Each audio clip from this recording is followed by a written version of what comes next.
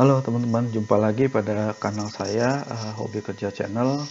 Pada kesempatan ini saya ingin sharing knowledge, sharing pengetahuan soal konsep public consultation secara international best practice, khususnya yang diterapkan oleh negara-negara anggota yang tergabung dalam APEC atau Asia Pacific Economic Cooperation. Ini masih ada kaitannya dengan sesi saya sebelumnya soal konsultasi publik atau partisipasi masyarakat dalam penyusunan kebijakan regulasi di Indonesia. Public consultation sendiri dalam hal ini, dalam konteks ini merupakan salah satu metode untuk menjaring partisipasi masyarakat dalam pembuatan sebuah kebijakan publik. Dalam hal ini, peraturan perundang-undangan khususnya. Dalam teori partisipasi publik yang dikemukakan oleh salah satu ahli, disebutkan bahwa pihak-pihak yang dipengaruhi oleh satu keputusan yang ditetapkan oleh pihak berwenang, pihak-pihak tersebut memiliki hak dan kesempatan seluas-luasnya dalam memberikan masukan, kritik, dan mengambil kebagian dalam pembuatan keputusan-keputusan yang dibuat oleh pemerintah. Sehingga peran public consultation menjadi penting dalam melahirkan kebijakan publik yang sesuai dengan kebutuhan negara dan aspirasi masyarakat. Adapun public consultation juga merupakan salah satu elemen utama atau aspek utama dalam bisnis proses metodologi regulatory impact analysis atau RIA.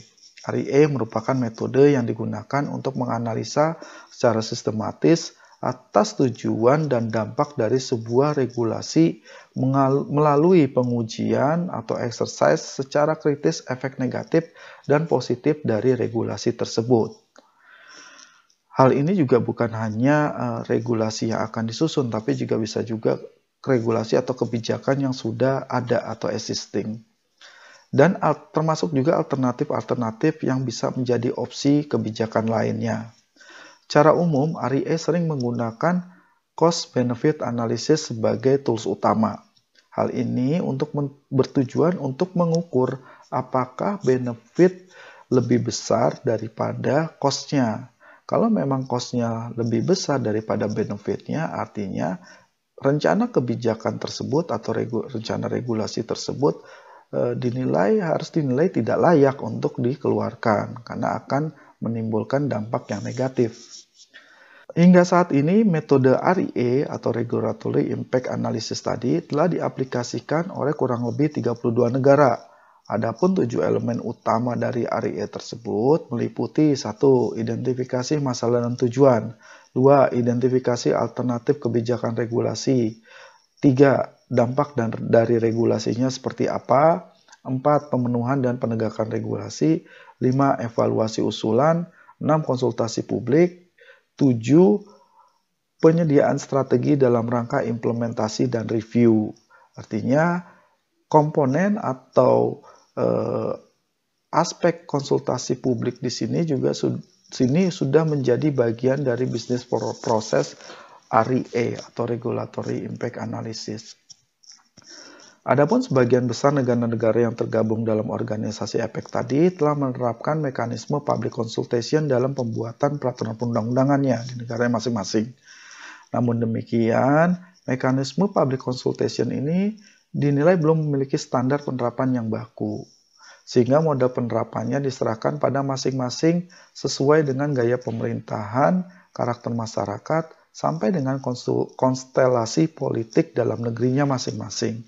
Artinya dapat bersifat customized, walaupun APEC telah mempunyai single guidance, namun dalam penerapannya bersifat voluntary, yang artinya bisa di-apply sesuai dengan kebutuhannya masing-masing.